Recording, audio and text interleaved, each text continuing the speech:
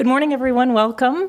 My name is Stephanie Kraft. I am the head of the Department of Journalism here at the University of Illinois, and I am here to welcome all of you to a great two-day event, Mobile Me and You. Before we get started, I want to do, I was joking earlier that, department heads get credit for all kinds of things that they didn't do and blamed for all kinds of things they didn't do, and in the end it all sort of evens out. But I want to make sure that we get credit to the people who actually deserve the credit for this event today, and they include the following.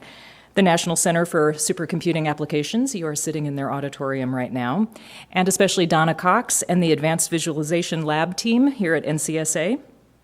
The Knight Foundation, the College of Journalism and Mass Communications at the University of Nebraska-Lincoln, my hometown, the College of Media here at the University of Illinois, Univision Communications, Northwestern University Medill School of Journalism, Media and Integrated Marketing Communications, the Midwest Center for Investigative Reporting, and a special thanks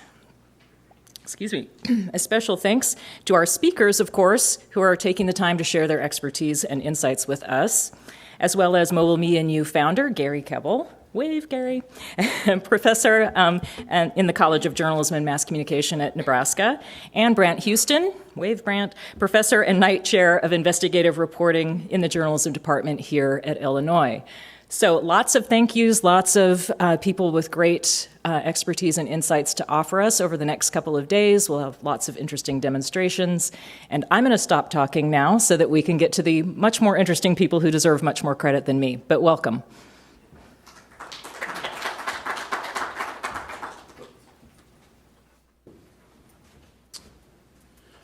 Thanks very much, Stephanie. I'm Brant Houston, and I want to first thank my colleague in this, Gary Kebbel, for being the mover and shaker behind this really good conference. I want to remind everyone it's being video streamed, and a number of people have used the talks from here in their classes, including me. Emily Withrow, one of the speakers, inspired one of my students to create her own bot, which was pretty impressive. So, and I add my thanks to everyone for sponsoring this and Stephanie Kraft for backing us in it. And we'll have a lot to go over the next couple of days. And if you're watching in, don't miss the reception tonight when the NCSA does some great demonstrations of visualization projects they have ongoing. So I'll turn it over to Gary, who'll sort of give an overview of what we're up to.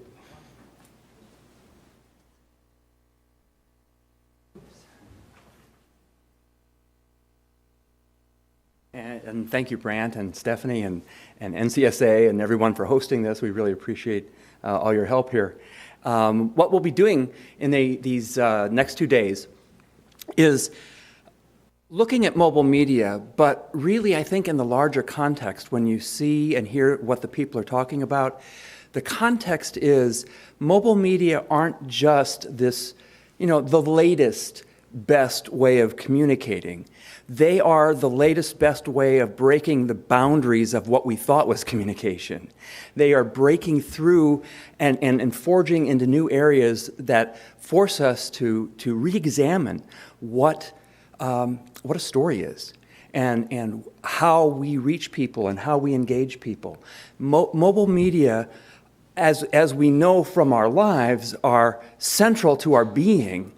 But there's so more than that, because I think they are, when we start thinking about XR and VR and user experience and augmented reality and drone journalism and sensors, every one of those is allowing us to be creative in new ways to reach people where we never could reach them before, with ideas that we never could express before.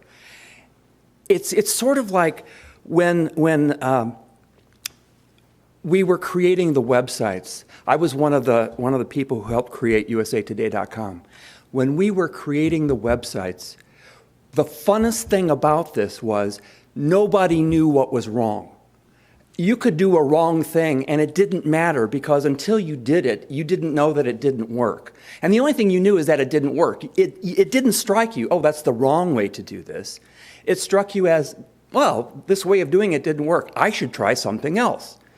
which is the way we approached it. So our whole mindset was always, there might not be a right way to do things yet. We don't know what it is, but delightfully, there's probably no wrong way. And that attitude propelled us forward. And I see that happening now again with the newest generation of toys and media and platforms that we have. And looking at all of the speakers here who are encompassing areas I talked about, also including AI and bots, all of that together, I think what this conference is trying to show people is how do we break the boundaries of the way we do things and the way we think about things so that we can really take full advantage of the new tools that we have. And that's what we'll be talking about. And Stephanie Clary from CNN is going to start us off with, how does a legacy organization like CNN do exactly that? Stephanie.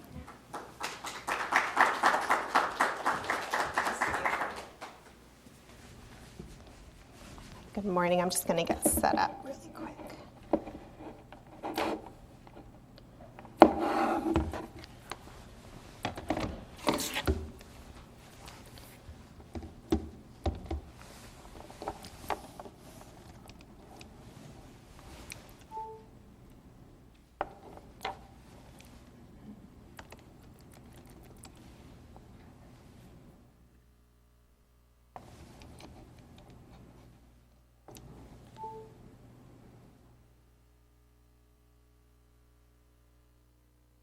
All right, good morning. Again, I'm Stephanie Clary. I'm the Director of Social Publishing at CNN. I oversee a team of producers worldwide that take CNN's content from TV and digital and translate that across various social platforms. And then we also are lucky enough to have the resources to have a video team that creates bespoke content for specific platforms. So we'll talk through a bit of that.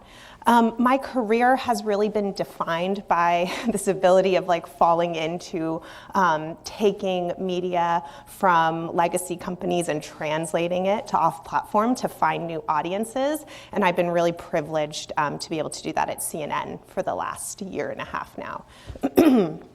But it comes with challenges. Producing for mobile and for platforms is a constant moving target, and it really requires disciplined workflows and building agile teams that can plan for change. So today I'll talk through a bit about where CNN is now, how we're taking content from TV and digital and translating that to social audiences, and I'll walk through a few really recent examples. And then I'll also give you guys a look at what we're excited about growing next. So this is CNN Digital. This is everywhere we are. And as you can see, we are more than just a TV company. So we are on an ever-increasing list of platforms and devices and able to reach a larger global audience and also meet the demands of consumer news, and where they're getting their news. And then so CNN ranks #1 in unique mobile visitors. Just last month, we had 120 million in the US. So it's a huge part of our business. It's essential that we engage this audience. We have journalists around the world, and it's really crucial that we make sure their hard work and the difficult stories that they are telling are translating across platforms. It's a CNN motto to go there. It's something you probably see a lot from us. And it's also a responsibility of ours to make sure that all the news that we are gathering around the world also meets our consumers where they are. It's really fun and exciting, but it's also hard work. So how do we do it?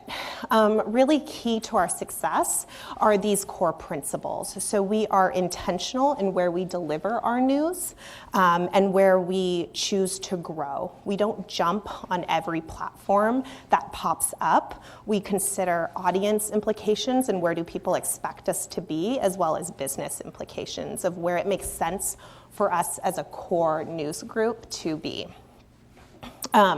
We also excuse me, sorry. And then once we commit to new platforms, we make sure that we build consistent workflows so that we can build a new user habit and then a new habit within our own news org of where we need to produce for. And that's really key to our success. And then last but not least at all, diversity is a really core principle for us in our teams, in the content we produce, and then in the platforms we live on. In our teams, it's really crucial to have various points of views and perspectives as we're looking into new uncharted territory to make sure we are considering all things as we're growing a new audience. And all these things really make our journalism stronger, more serviceable, and more thoughtful as we grow. So then once we settled on those key principles, we are constantly looking at how to better set goals and our execution on different platforms. So like I said earlier, publishing for mobile and for mobile audiences is a moving target. Devices change, platforms change, and then user habits can very quickly change and shift gears. So you have to really prepare your teams for change in what they'll be doing each day and understanding their audience every time. So when we map out our goals, we really look at what do users respond to and expect from us on each individual platform, and sometimes even on each individual format. So something like Instagram, it's not just like a monolith of looking at the Instagram feed. What do they expect from you on IGTV, in Instagram stories, in your comments? How are you engaging with them? So we have to look at each thing really specifically. We also take a look at what are the opportunities to innovate and impact that makes sense for us. We want to take advantage of new features, but we also want to stay authentic to what CNN is and our voice and what users expect from us. We don't want to try to be something that we're not just for the sake of being on a new feature. And then the last question we really ask ourselves is, will this contribute to our core business? We have to make sure it makes sense for us to be on a platform, that we can produce the right content for it, and that it meets our larger business goals. So once we talk through those questions and set some really specific goals, we map out our workflows. So we think about how can we be set up to consistently respond to what our users like, and that we can create a consistent calendar of the work we've committed to.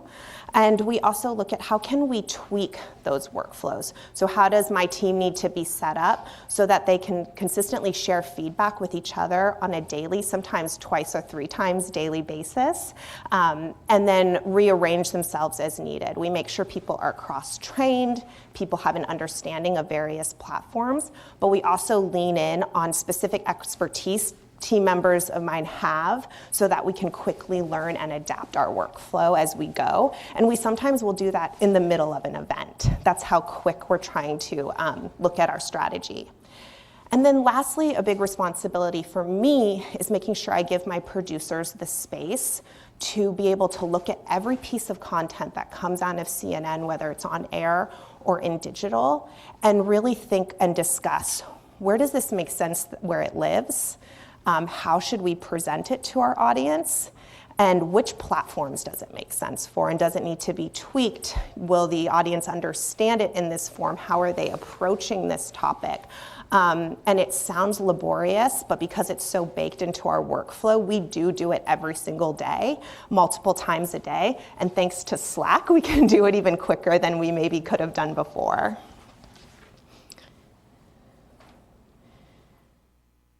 So I want to talk through one example, and this summer, which is crazy to think about, has been really defined by these Democratic presidential debates, and CNN has been able to host 2 of those. So I want to walk through a bit about how a company like CNN, where TV is our core news product, or one of them, and how we translate a live, huge TV news event to social and platforms and into being it a social experience.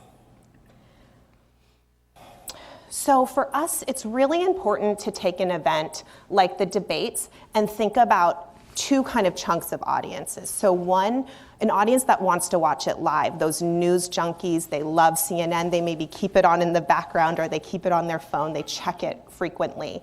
And then we also want to think about the audience that doesn't want to watch it live, but they want to know enough about what happened so that they can be a part of the conversations that are often happening on their phone, text, social, and easily share content and feel informed. So we think about those two chunks on each platform.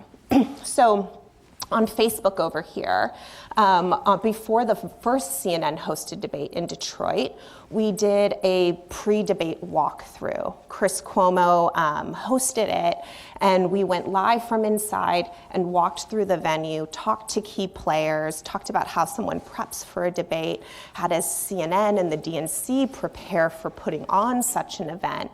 And then we got a lot of great comments, some funny ones underneath while we did that. So that's really for that news junkie that cares about that play-by-play that's happening in campaign season.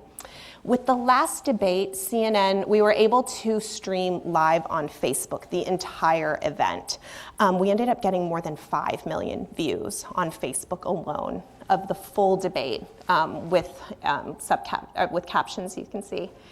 And then throughout the debate on Facebook, we were clipping really quickly key moments that we were seeing from the contenders there. And so we would grab key questions and answers, write really quick but descriptive copy, and upload that pretty quickly. And we do that on a watch show that we have called Replay, CNN Replay, and it is what it sounds like. We take the top moments from TV, we put them on Facebook, often in 16:9, just to get it up really quickly. And then we cross-post it across various CNN pages on Facebook. So there's one example. And then sometimes if it's a really big moment, we'll actually square and subtitle it and then put it on replay so people can enjoy it a little more easily. So Twitter is a place where our audience expects us to be live and expects a high volume. So we have to staff accordingly. So I had multiple producers thinking about how TV translates to Twitter on a debate night. It's a pretty intense workflow, and it requires a lot of second eyes, a lot of hands, and a lot of organization. So we do a lot of run-throughs even. But here's an example of what we mostly do during a live TV event. We clip a moment from on air. We grab a quote and really strong context, and we really think about this part of how will this copy make sense as somebody is just quickly scrolling through their app. And then we point back for more information to the live story that's often happening back on CNN.com and in the mobile app. So here's an example with Andrew Yang. His supporters, the Yang Gang, really love anytime we tweet about him. And then to get to that replay service, we then take a lot of those live tweets and we transfer them into a Twitter moment. We take those top moments, curate them into a Twitter moment. That creates a nice vertical experience on your phone. It's also a nice desktop experience where you can swipe through and see some sense of a narration of what happened after. So this has a long shelf life after the debate.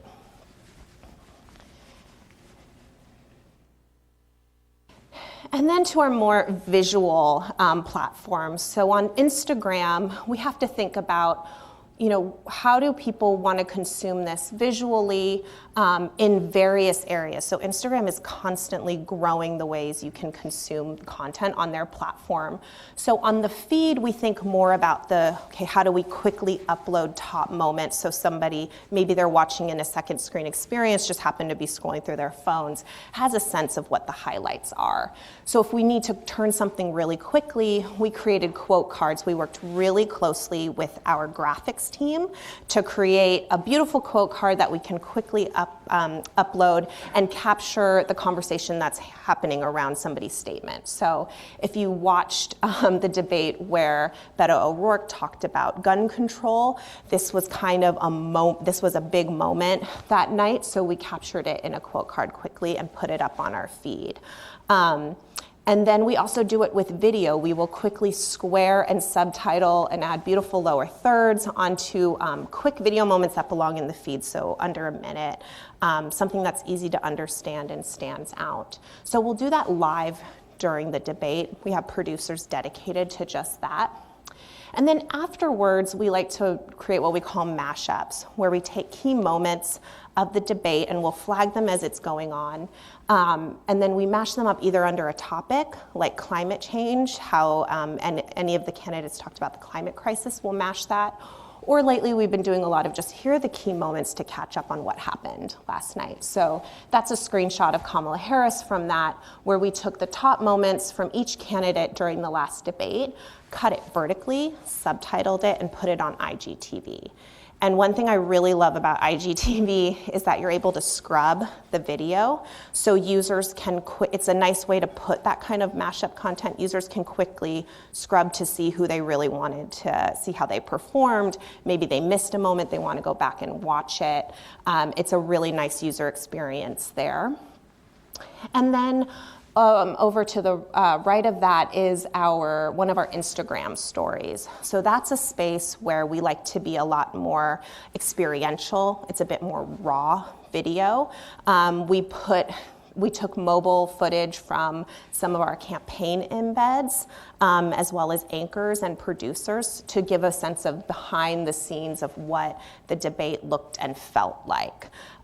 We have found that our users like that when they kind of feel like they're looking through the eyes of some of our staff. So that also lived on an account I'll talk a bit more later called 2020 On the Road, which is really fueled by our campaign embeds. And then quickly on Snapchat, we also did that same idea of like, how do we capture the live so people watching live can quickly catch up and see what's happening. We clipped vertically, as you can see with the stacked video whenever two people were interacting with each other, added a little bit of context into a channel called CNN Debates. So as the debate went on, this was getting live updated. And in Snapchat, videos can't be longer than 10 seconds. So you really have to be disciplined about how you edit and pick your moments. And then after the debate, we rearranged it into chronological order. So you get that nice replay afterwards.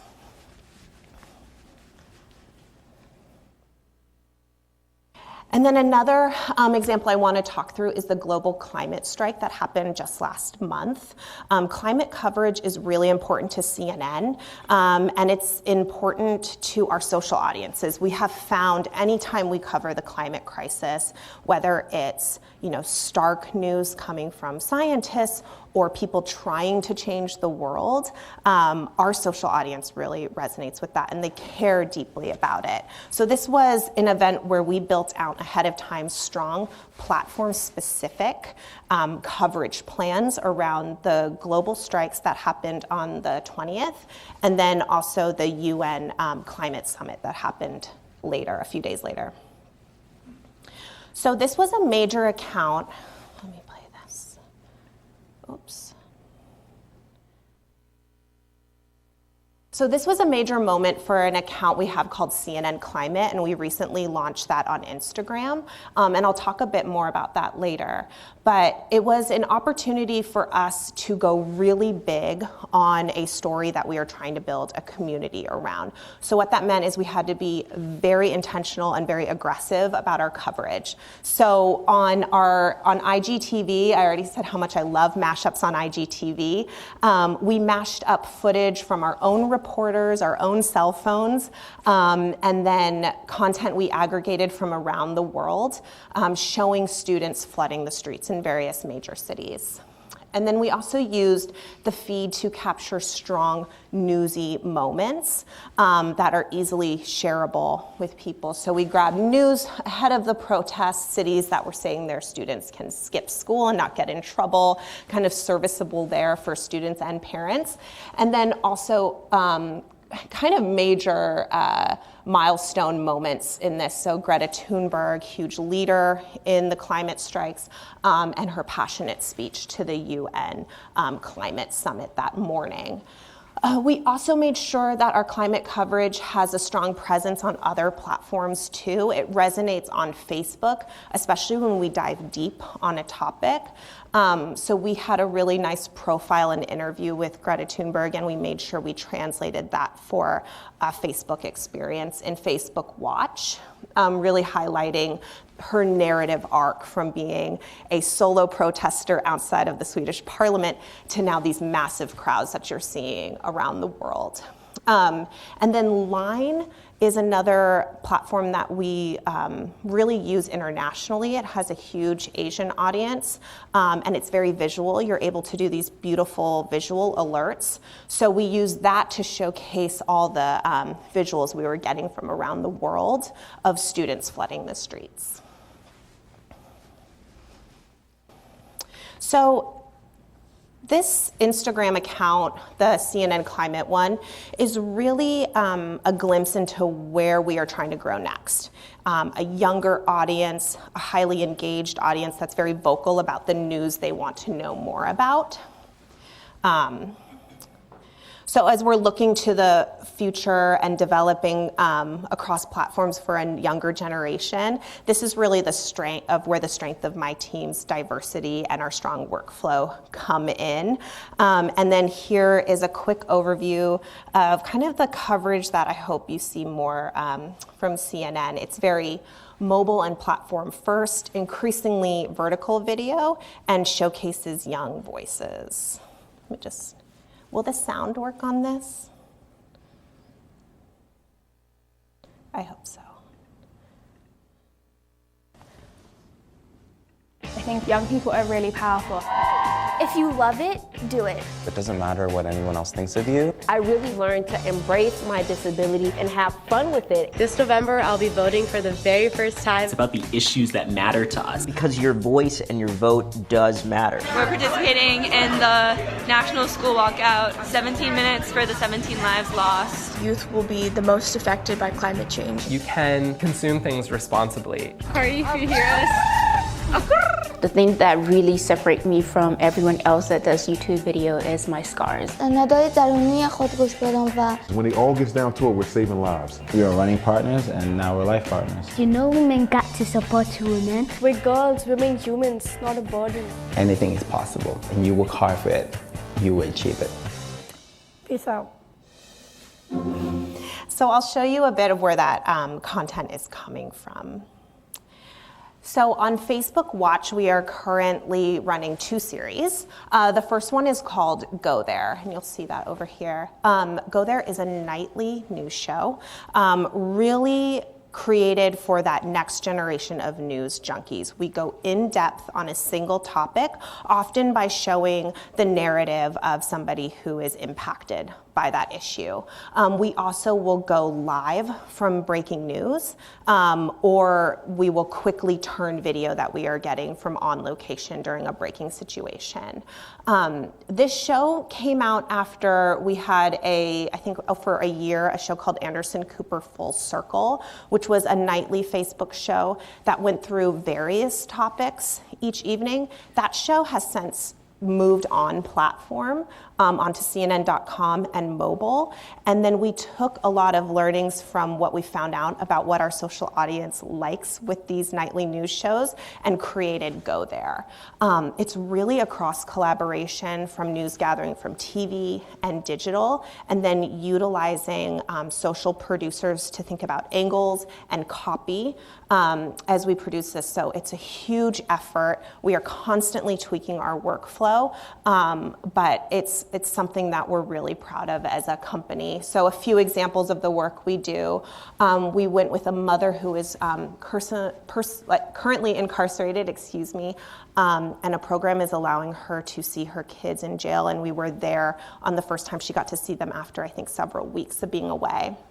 After a massive immigration raid, we went and interviewed some of the children and how they were coping after that happened, including that screenshot. You can see a sister taking care of her 4-month-old brother. It was very emotional, but it allowed us to go in onto the larger topic of ICE and immigration. After Hurricane Dorian, we had several reporters out in the Bahamas, and we gathered a bunch of footage to really showcase the voices of people who were living there, who survived the hurricane, to talk about what they lost. And hearing firsthand, it was very powerful. Even if the footage is grainy and there's raindrops on the cameras, it was still really powerful to watch. And then lastly, we are so grateful to have an amazing team out in Hong Kong, including a social producer out there and a video team. So our coverage of Hong Kong has been amazing. And it's been weeks. It's like a marathon of a story. So we've done several Go There pieces from Hong Kong, including this where we went inside the airport when protesters flooded it and violence broke out. Another series that we are currently running on Facebook is called The Good Stuff. And this is really showcasing personal, inspiring stories firsthand. So it's run out of my team, with my social video producers often doing the pitching, the producing, and the editing of this content, and then the publishing producers writing this great copy that you see underneath to sell it. So some examples that you see: a principal who lost some students to gun violence and then created an after-school program to give them a place to be once it was dark outside. A really joyful story of a mother and son who got to graduate on the same day at the same ceremony, and just capturing that moment. A chess tournament, a global chess tournament that offers children with disabilities time and space to be competitive and in a competitive space. And then a designer, kind of going on our climate coverage, a designer who takes scraps of fabric that often go off to fill landfills and using them to create beautiful garments, and kind of his story arc behind that. So Good Stuff, really, we launched it with a newsletter with the digital team, and we work with them closely into finding stories. But it also came from just seeing the content that was resonating with our core Facebook audience. They really responded to these longer form videos that showcased positive stories and people who are really trying to make change. And then on Instagram, I talked already a bit about our CNN Climate Instagram, but this is a great example of how we're trying to build community going forward with bespoke content. So we are treating climate like a beat on social. We have several producers who are just really dedicated to staying on top of what work is happening. And then we're collaborating with TV and digital journalists that are doing the same thing. So we're making sure that their work has a social vision before they've even started and launched their story.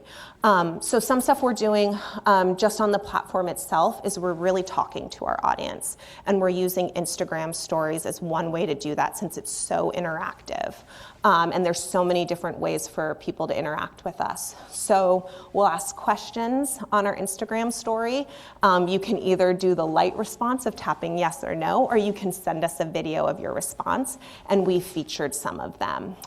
So we are doing a lot more to feature the voices of the people that we are delivering news to.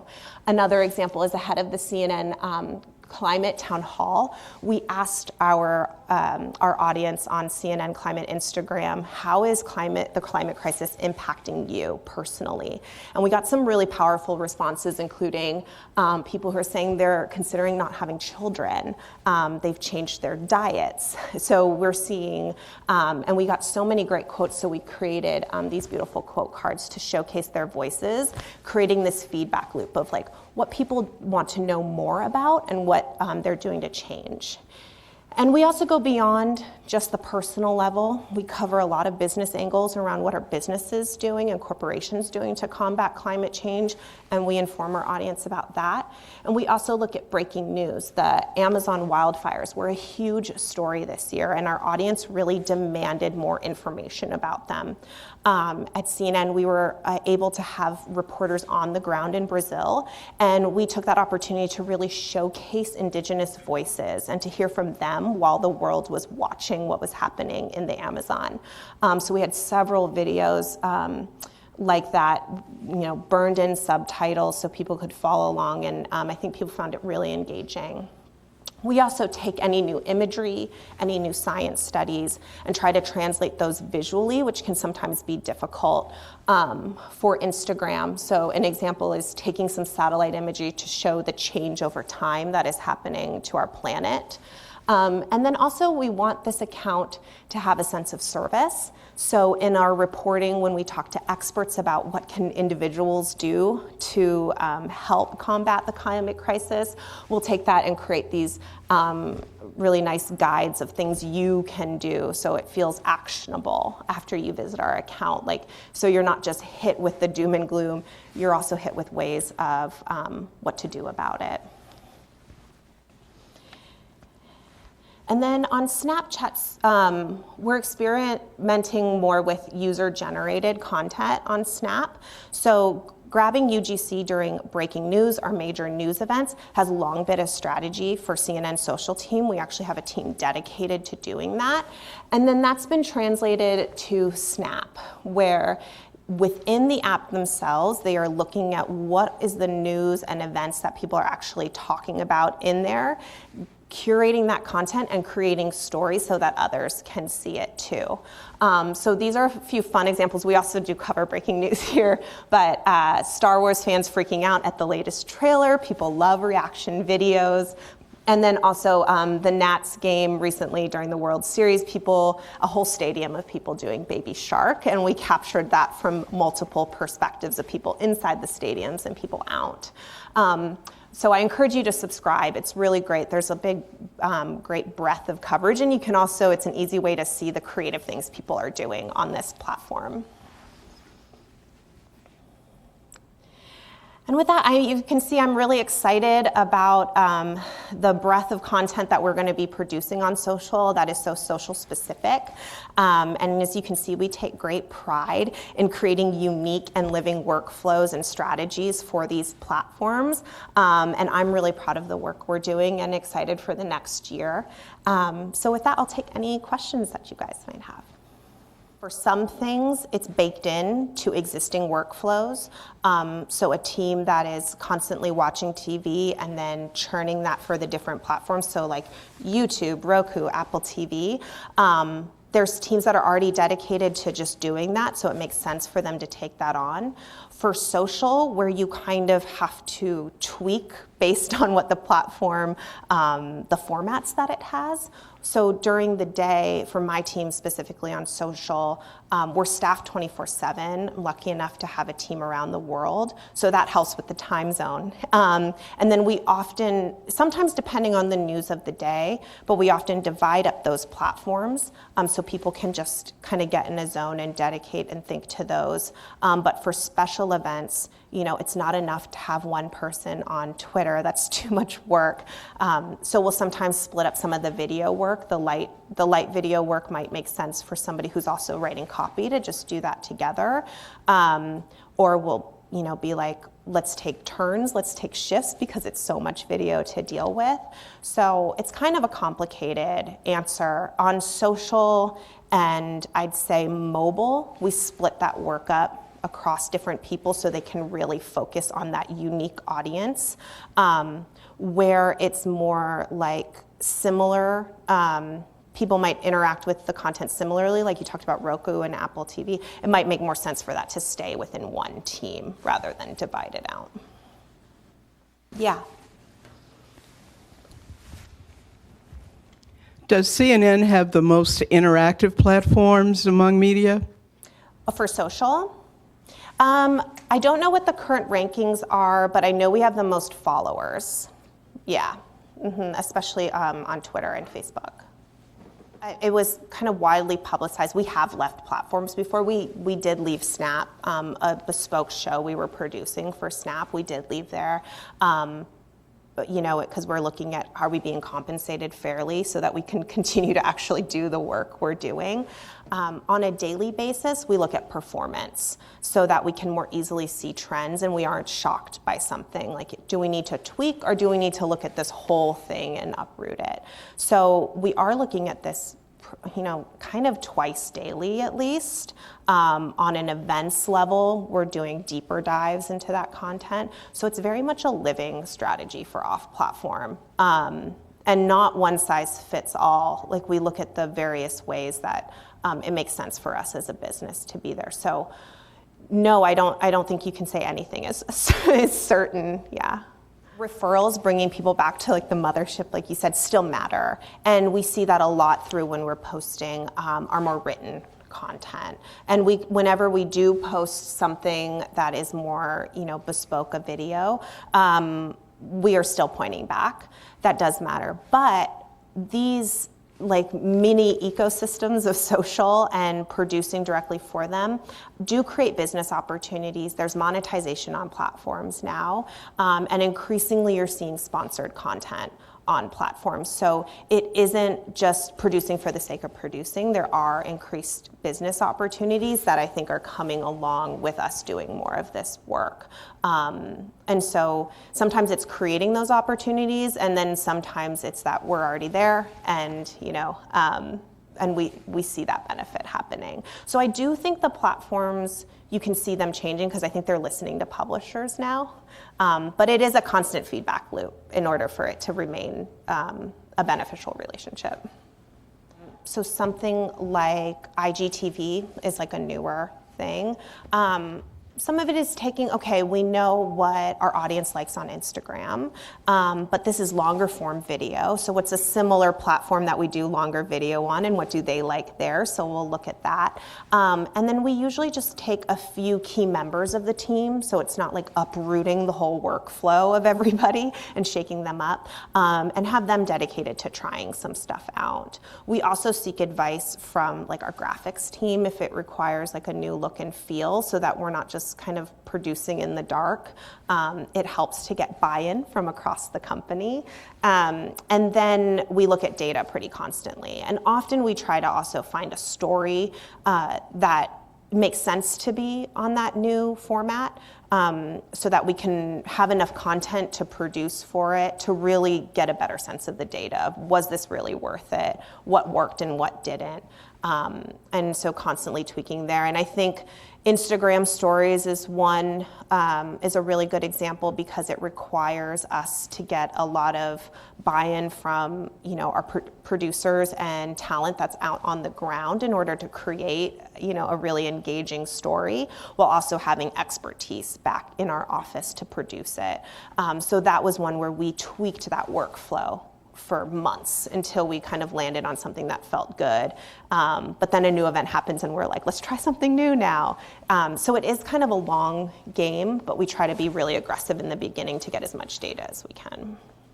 We have CNN and then CNN International. So I do have, at the macro level, producers on both sides. So that kind of helps with the idea of,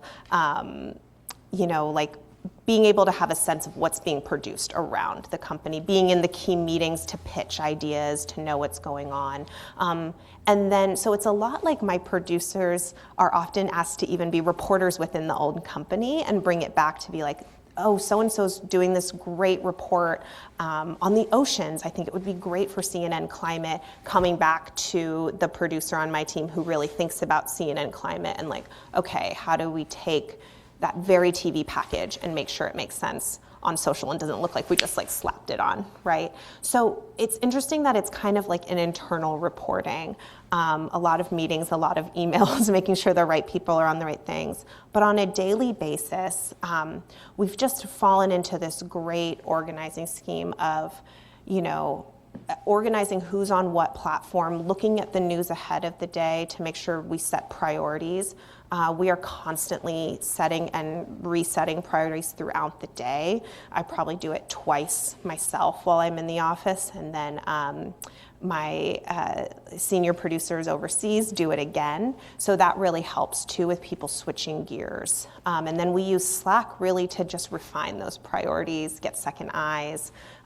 Sometimes we'll get a story and it's like, how do I make this make sense on Twitter? Oh, let's write a thread together. So it's a lot of active collaboration. I almost wish I could just like show you. It's like there's kind of a method in the chaos. And because so many people have had TV experience, I think that helps, that kind of mindset of like, here's all this noise, let me condense it into a story. Like when you see those Facebook series, we treat those the same way we would like a TV package. It goes through the same standards, the same edits, maybe sometimes more because it's like going through so many different teams. So yeah, we do have a pretty high standard there. Like I said, we try to not just like throw something up and be like, okay, will this work? We try to do as much ahead of time to really set up content for success. We do work pretty fast, and so on an event like the debates, it works best if you're close with the experts. So we will work really closely with our politics partners that are like in DC, living and breathing this, getting second eyes on anything that is tricky, or like somebody talks about Medicaid for all. Okay, am I explaining this right? We get second eyes on it, and like I said again, real-time collaboration tools like Slack really help with that, especially when you're in different offices or somebody's maybe in a crowded auditorium. So we do try to get experts within our own company to really make sure what we're putting out there is representative of our work and our journalism and what we're covering. Our current intern, Peyton Young, just in case like somebody's watching, he's amazing. He really helped us with our debate coverage in getting stuff up across all these different platforms. He was one of our key editors. So you get amazing experience at a CNN internship. When I talked about diversity on our team, diversity of skill sets and experiences is really important too. So we have some producers who came from TV. I myself came up through newspapers. And some people who had jobs not even in media and then kind of fell into media, and then had a great voice and great writing skills and made sense to be on our team. We do hire at like the associate producer level, so like a little bit of experience beforehand. But we have people that have been at CNN for decades on my team, and then also people who have done stints at startups and then come in, or at legacy television or legacy local TV is a great experience. So we kind of consider everything. It's really your body of work. Are you a team player? Because it's massively collaborative, like I said. And do you have an interest in this? I think to be able to constantly tweak what your day-to-day might look like and the content you're producing, and to be a user yourself so you know what people want, you have to have a real passion for this. And I think that's kind of the more key thing we look for. And we've seen that a lot in our interns. They've been great reporters on what's out there in our competitive set and things that we should try. They've really inspired us to do that. So yeah, we look for talent from anywhere. We do a lot of information sharing. So like I said, when I was talking about Go There and stuff, we really took from a previous show that was hosted by Anderson Cooper, a pretty legacy for us, and learned from that and then created Go There. And then his show is now on digital. So it has some inspiration from TV, but it's like really for a digital audience. So we're seeing a lot of innovation that way. Our talent being really willing to do work for us off platform, bring their expertise, their on-air voice and authority, and translate that to new audiences off platform. Yeah, I mean, we do a lot of information sharing across. So I think and we pull inspiration from them too, but a lot of like what what guests are resonating on TV and social to kind of get new audiences. You saw that climate town hall that we did. That really ended up engaging a ton of our younger audience on air, and the people in the audience physically at that town hall were a little younger and really well informed. So I think you're seeing some of that, but I can't speak authoritatively on any specifics there. Yeah. These are great questions. I hate to break it up. No. But Stephanie will be available right after this to continue the conversation for anyone who wants to. And we'll set up and be back in about 10 minutes where Mark Halsey will be speaking about the Big Ten Network's efforts to reach both, again, the mass audience and the individual audience. So see you in about 10 minutes. Thank you.